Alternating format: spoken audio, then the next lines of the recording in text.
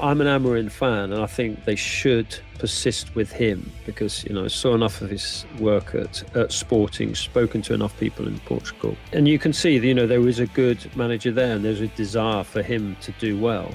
Despite the pain and anguish of a Europa League final defeat, Ruben Amorim retains the support of the Manchester United board ahead of a critically important summer window. We're speaking about the former Sporting chief and his requirements for success in the Northwest, while also looking at Henry's thoughts on Bruno Fernandes and much more. All coming up on your Theatre of Red.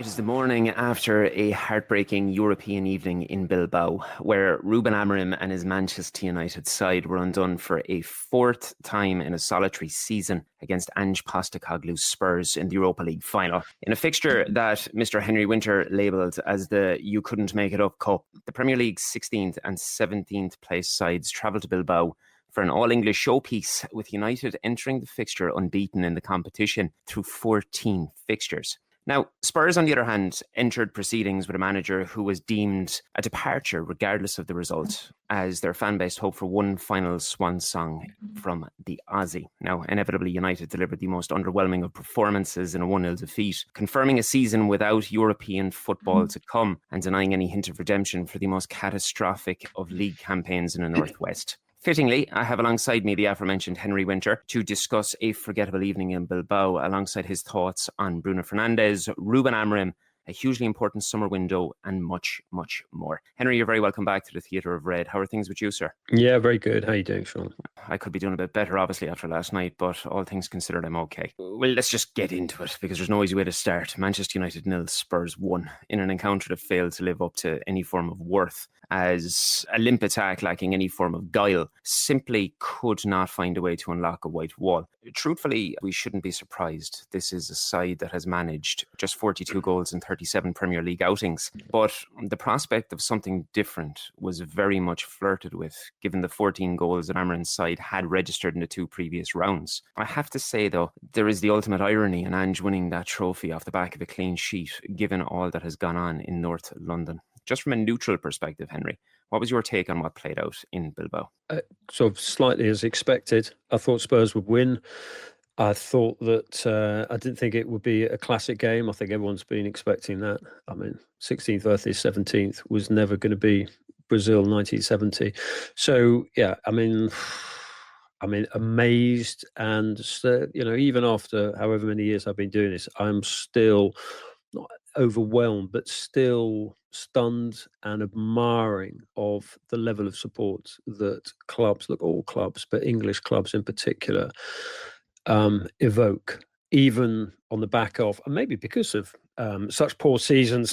They wanted to, they wanted closure. They wanted that, the possibility that the candle could be resparked, and just, when you look at 80,000 fans out there, with the level of dross that they've been served up this season, for them to sort of go to that expense, emotional and financial, to go out there. So look, fantastic. And but obviously for Spurs fans who were fantastic on the night. But I mean, Ange got his tactics right, and Amorim got his tactics wrong, and Ange got his subs right. And Amorim obviously is dealing from a, he's had a difficult deck of cards to deal with. He's got 5 or 6 other players in there, difficult tactical templates, and they struggle. But I think the biggest damning of, I'm an Amorim fan, and I think they should persist with him because, I saw enough of his work at Sporting, spoken to enough people in Portugal. And you can see, there is a good manager there and there's a desire for him to do well. But, the biggest damning of him is that his team is clearly not in the Manchester United way of doing things, in terms of, I don't buy this. I know Manchester United fans have been saying, well, the wing-backs did well last night. They're wing-backs, they're not wingers. Manchester United's history is rooted in great wingers. And also, if you are going to make 3-4-2-1 work, which it can work, maybe have a look at how Oliver Glasner managed it with Palace. So, yeah, look, you've got a good young coach there who you've got to back, but it's going to be very expensive in terms of time and money to get this squad, which everyone accepts need to clear out, but also then players in who fit this 3-4-2-1. Yeah, and you're speaking about expense. Obviously, the tragedy of not having European football, particularly Champions League, that was on offer, is going to massively affect that in the summer with an already damaged kitty. I know there is some money there, but the ramifications of what has occurred in defeat are going to be rather drastic. As we know, Henry, hindsight is a wonderful thing, and there was much made about Amorim's team selection afterwards, namely with the decision to drop Manuel Ugarte. You look at it, and without the Uruguayan, we saw Casemiro paired with Bruno Fernandes in the midfield, and both returned arguably their poorest performances in some time. Additionally, we saw Mason Mount start ahead of Alejandro Garnacho, and then inevitably the Argentine and his brother voiced their opinions across social media in the interview afterwards, which further emphasised the growing concerns regarding the culture within the football club. Amorim was quick to recognise the poor levels of performance after the game, even stating that he would walk away without compensation if the board and the fans felt that he wasn't the right guy for the task. We know that that isn't the case, that the hierarchy does support him and are backing him this summer. But I know that you've been rather unsure of his desire to speak publicly on a weekly basis, often highlighting the level of negativity of the club and his desire to revamp the entire structure and that aforementioned culture. What were your thoughts about what you heard post-match from the manager ahead of the inevitable backlash that was to come? Slightly surprising. I mean, be careful what you wish for. Be careful what you keep talking about. I think you're right. I think the board will back him, because there's been such a sort of churn of managers, bigger name managers who haven't achieved, and he did get United to a Europa final. But I just don't like this, the sort of the negativity. I think he speaks too much. I think his answers are too long. And, and that's from a journalist who likes managers to speak. I just don't think it helps him. It doesn't help Manchester United. It doesn't help the fans. And I'm not quite sure what message it actually sends to the players when you've got their leader talking about his future so openly like that. I mean, look, from what he was saying, he wants to continue. He wants to sort of turn it round. But the moment you say, I'll go without compensation, given the nature of English club owners, given the nature of the PSR age we live in, don't open the door for them. So, no, look, I hope he stays, but this frustration of not playing with wingers will always grate. And look, the problem of being, well, if you're a Manchester United manager, the media demands on you are bigger than anywhere else apart from Real Madrid, possibly Bayern, possibly Barcelona. I mean, Jose Mourinho was always interesting on this. He said he loved that English tradition of being able to go and have a drink with a rival manager, after the game. But he said that disappeared when he became Manchester United manager, because say it was a 3:00 kickoff, he might have 2 minutes with his players. And then from 5 till 6, he would be doing overseas broadcasters, local, national, just everyone. And then having to pop into the boardroom and just meet, owners and sponsors and whatever. So that is a Manchester United thing. It is huge, the demands on him. And I'm slightly surprised he doesn't rotate it a little bit and maybe get his sort of number 2 in to talk, to give a fresh voice. I understand the local media will absolutely want Amorim each time. But look, that's just a sort of journalistic thing. I just don't think it particularly works. And then also just to get him to listen back to some of the things he's saying and what sort of mood that sets, what sort of message it sends out. I don't think it's right, because a lot of what he says is completely honest, as Wreck-It Ralph Rangnick. I mean, a lot of what he said, you knew at the time, he's absolutely making sense on this in terms of the issues in the squad, the poverty of recruitment, how it needs addressing.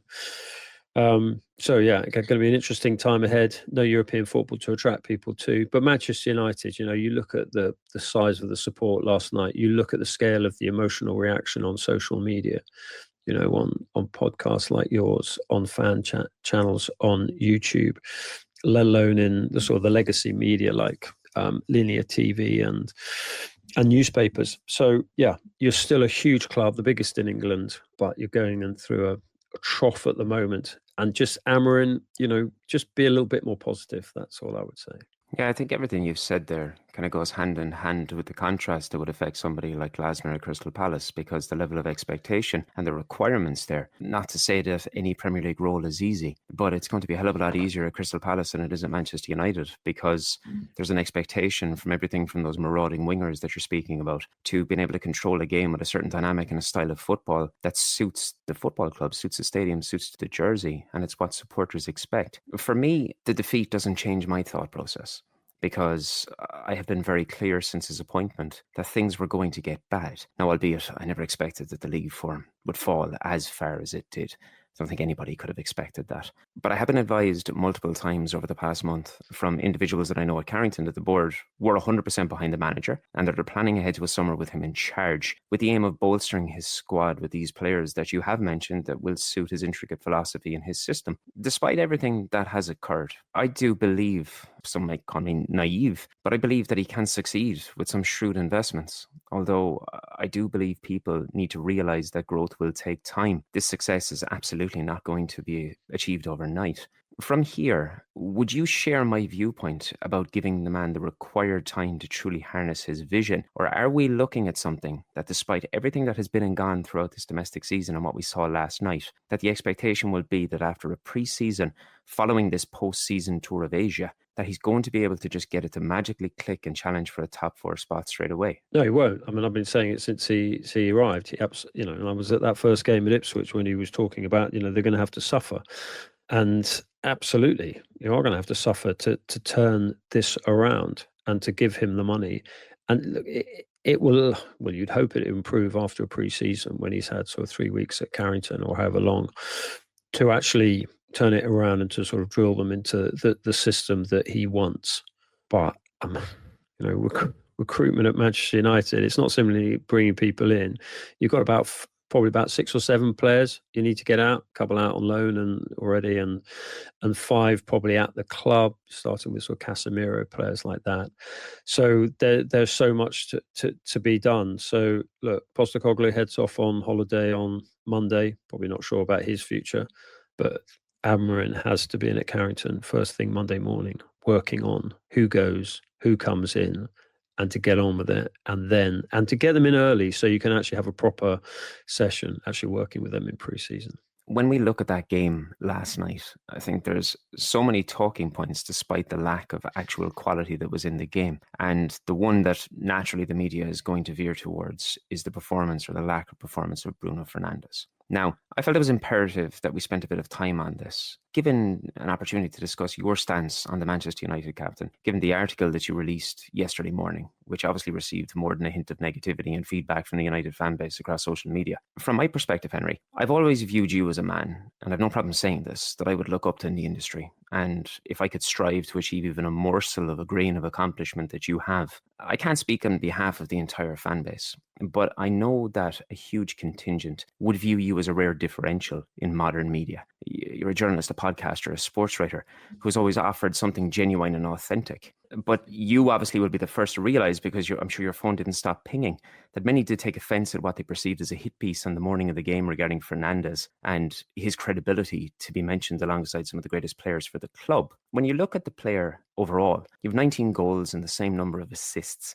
heading into yesterday evening's final. And I think it's fair to say that we're looking at a man who's extremely talented and has given his best years to this shambolic regime, while regularly dragging the side kicking and screaming through some of the worst times in recent memory. While I'm neither agreeing nor disagreeing with your point of view that you have in the article, I'm more so angling towards the timing of the piece and the backlash that you received, and why you feel that a player who routinely leads the charts, from everything with chance creation against players in his position to goals and assists compared to the best players in his role across Europe, that he didn't deserve mentioning amongst the league's best players this season.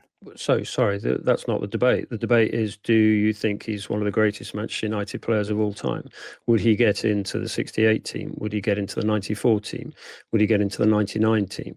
Would he get into the 2008 team? You did specifically mention at the start of the article, though, that there was a conversation between you and several individuals and obviously a couple of Manchester United supporters. And you obviously referenced voting for the player and that you were surprised that anybody could conceive that he's anywhere close to consideration for such, no? Yeah. Well, which I think how many members of the FWA voted? Sort of 900 odd. I mean, he wasn't. I mean, I think a couple of people voted for him. But Mo Salah won by a landslide. And then I think it was Isaac, Van Dijk and Rice. They only released the numbers. Sorry, they only released the order of the top four. So Bruno Fernandes, in terms of the sort of the journalistic community who sort of travel around the country looking at games, they didn't have Fernandes, certainly not in the top four. So I know one or two of sort of my colleagues did vote for him, and fair enough. I thought it was a fairly easy vote for Mo Salah. So he's absolutely Manchester United's best player. And as a slight reflection on the sign of the times. But no, what that piece was about, if you read it, was all about people suggesting that he would get into Sir Alex Ferguson's teams, which he wouldn't. Oh, absolutely. I understand that side of it. And that's why I'm saying that it's not a situation that I would agree or disagree with it, because when we speak about players that would fit into an all-time Manchester United 11, this is one of the greatest conundrums that Manchester United supporters will discuss over pints. And it's nearly impossible to select. There's a couple of positions, obviously, that you can. But especially when you're speaking about midfielder, attacking midfielders, it's always completely impossible given the level of player that has played for this football club throughout the many different great generations. I mean, for me, I suppose, Henry, I wouldn't have thought that it was any more much of an anomaly if Fernandes was considered amongst the best players this season. I don't look at it necessarily from a perspective that this is a side that in another season, if there wasn't three worse teams that had been promoted, could have been in a lot more trouble. But obviously the awards are given individually, and it's about individual performances, not team performances.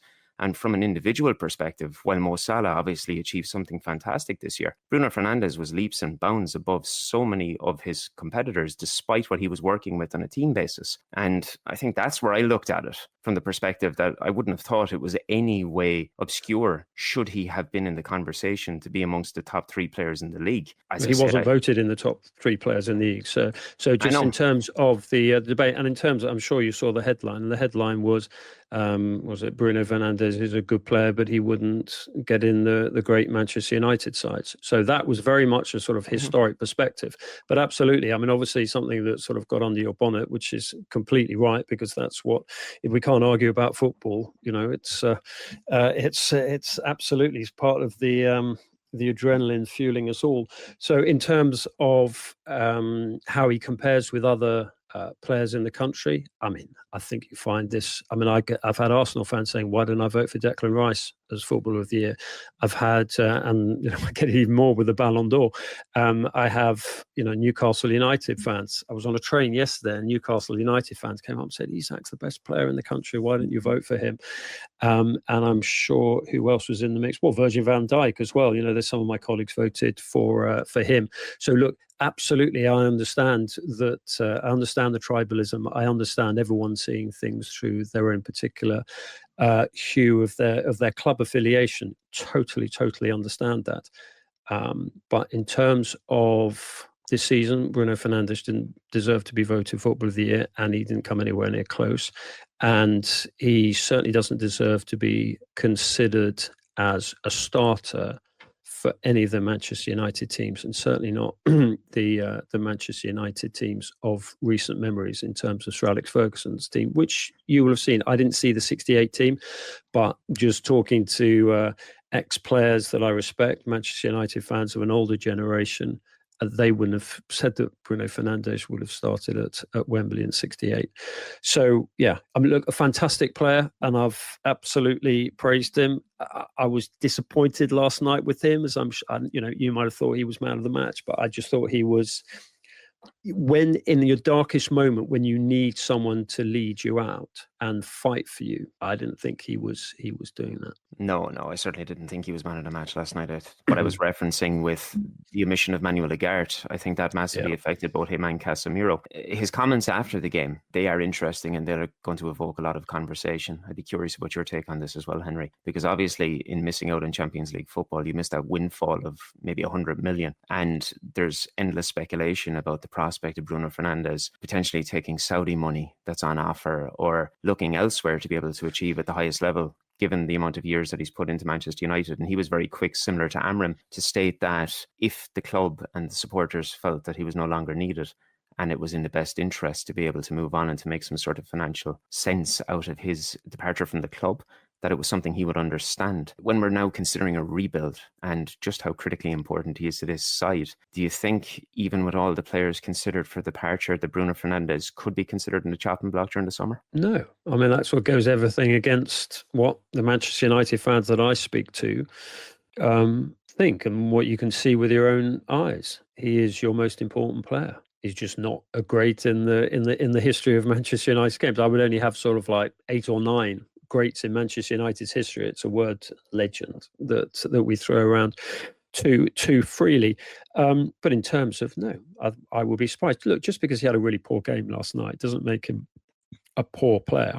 He's absolutely, you need him, and Amorim didn't do him any favours. I mean, I've just done my podcast on a 4-2-3-1 system, which I know Amorim's never going to play.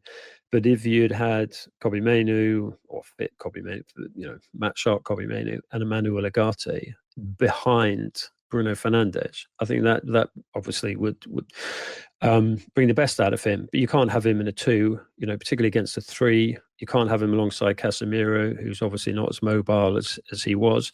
The issue with Bruno Fernandes is he is a fantastic competitor, but he can get slightly sidetracked by issues with the referees, issues with other players, rather than rising above it. I think Harry Maguire is probably a more natural leader, probably less fashionable amongst Manchester United fans, but he's a more natural leader in difficult times. But no, I mean, if you're suggesting that you think that Bruno Fernandes should be pensioned off to Saudi Arabia or take the Saudi Arabian money, absolutely, it's far too early.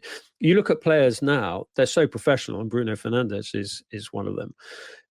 In terms of diet, lifestyle, refueling, everything about him, I think he'll play for another 3-4 years at elite level. So absolutely hold on to him.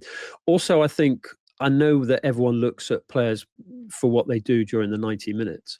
But I think if you talk to anyone at Manchester United, whether it's people in the foundation, whether it's staff, whether it's players, they have such huge respect for Bruno Fernandes and the role model ambassadorial element that he sets at a time when your club needs those sort of like moral leaders. It's a strange expression, but in terms of someone who goes and does the community stuff, someone who, when people are laid off within the building, that he still has that human connection, either of taking them out for lunch, helping them, little things like, I think he helped with some of the sort of backroom staff. Their families were, couldn't afford, but needed help to organise their travel to Bilbao. He's very good like that. He's got a good conscience to him. So I think if you're suggesting, or anyone's suggesting, or even he himself is suggesting, that it might be time to move on, that would be such a huge loss, not simply on the pitch because he's your best player, but also off the pitch, because individuals like him and Maguire are just so important to this kind of like the well-being of a club, the connection with community, the connection with staff. So long may he continue. I'm amazed it's even a debate, because whatever I think about Bruno Fernandes' place amongst the greats in Manchester United history, sort of dating back sort of 60, 70 odd years, you can't dispute his importance to Manchester United now. If there was ever an opportunity to stick my neck out to support a player, it would be for Bruno Fernandes, because, as I wrote about in Red News in a recent episode, that he's given everything during the best years of his career to this football club. I think it's imperative we keep him, because he's an absolute gem amongst unquestionable other squad members. The whole worry that I have is given the lack of financial prowess that the club is going to have from what they've missed out upon, coupled with the fact that we're seeing cost-cutting measures on a weekly basis, and the club's battle with the Premier League's profit and sustainability rules and financial fair play, that he's one of the few players who could actually command a reasonable transfer fee. And that's where the conversation is stemming from. He's always had his critics, and particularly on social media, but everybody has critics on social media. You, me, anybody does. So when you're in the limelight like Bruno Fernandes is, you're always going to have critics, and these individuals see the club better off without him. I don't understand it. I don't like it. I think it's an absolutely absurd conversation to have in the first place. But the one worry you have is under Jim Radcliffe and everything that he's trying to achieve, Bruno represents a very, very tantalising prospect for other clubs, and you can command a large fee for him. And this is, I think, what Bruno was specifically addressing last night post-game. I hope it doesn't come to fruition, and I hope he sees out the remainder of his career at the football club, because I think he's that good. But moving away from him, and inevitably with Villa to come on Sunday, we obviously then head into this post-season tour of Asia before the players actually get a break, with what we have as the most crucial summer window, presenting this precarious financial situation I've discussed when factoring in the PSR and the FFP. Now, as we know, the desired move for Matheus Cunha and Liam Delap were achievable without the necessity for sales. That's what we've been told from the offset. But thereafter, it is a little unclear, and the outgoings will play a significant role in any movement at the club during the summer. I think yesterday once more highlighted the magnitude of issues that this squad has. If Amorim is to truly succeed, it's evident that he requires specific players to match his ambition, and it's not just going to be one or two players. He needs a hell of a lot of players to not only bolster the starting 11, but the squad, if he is to achieve what he's trying to replicate from Sporting. But without the added incentive of the cash windfall through Champions League qualification, where do you view the bulk of this summer landing for a football club that is already flirting with a precarious financial situation? Well, first, whenever I hear Manchester United in a precarious financial situation, I immediately think of 2005 onwards, when I first laid eyes on the Glazer and Glazer's, well, Malcolm Glazer in particular back then when he went into the FA, and think of what he's done to your great club.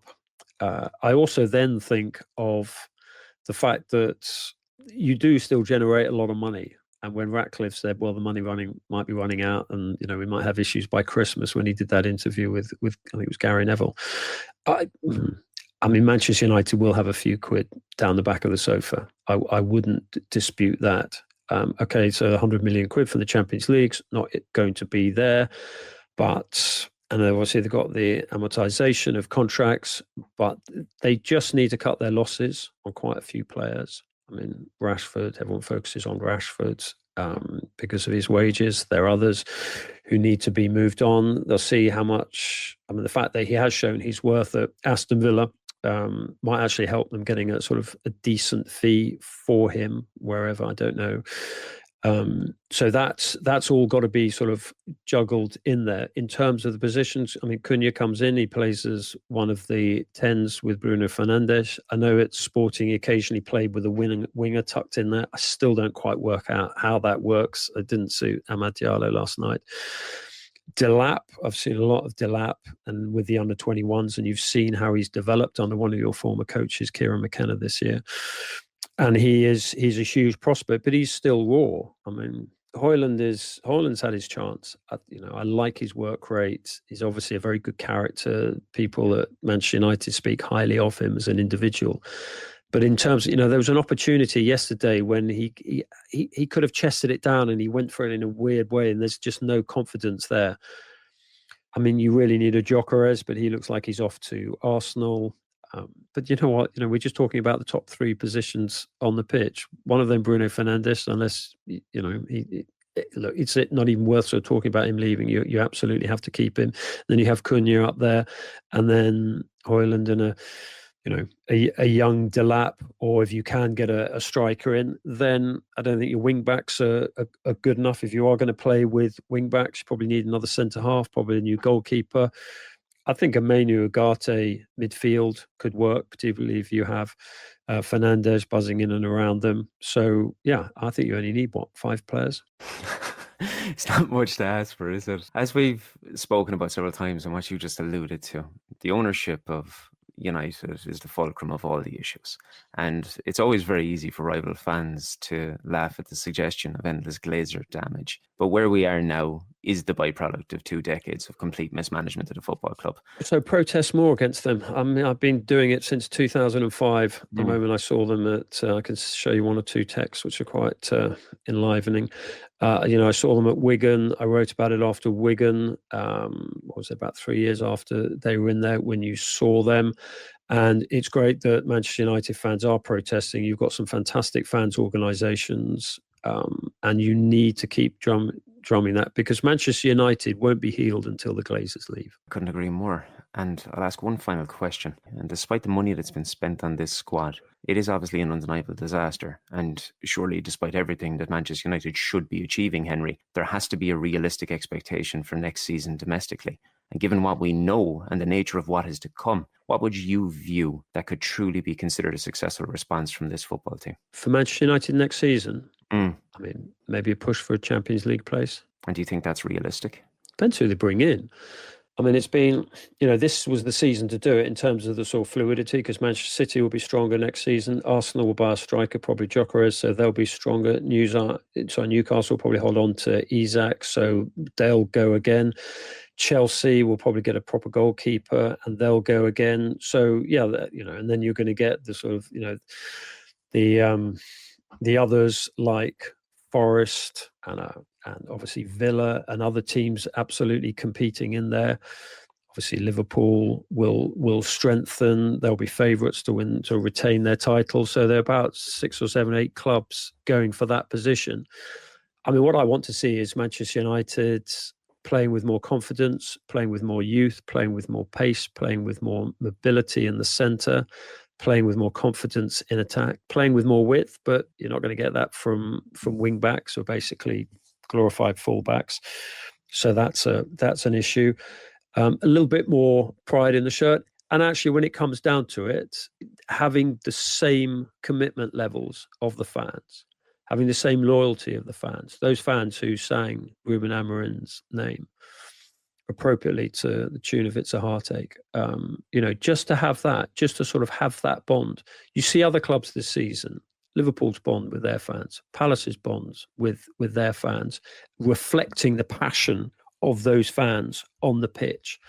Manchester United players have got to do that next season. Yes, sir. And I'm not going to say it's been easy to spend this time speaking about United after last night, but as always, it is a pleasure to chat with you. On your end, the winter view appears to be going from strength to strength. How have you found the integration into podcasting life, and what have you got coming up? Well, I've just done a book, Duncan Ferguson's book, which seems to do quite well. He had decent. I remember I was there at Old Trafford. He had a very good game against you guys. I've got another 2 books which I'm working on at the moment, and then it's just, you know what it's like now. I mean, you guys have been at the forefront of it, and I've been slow to catch up with it.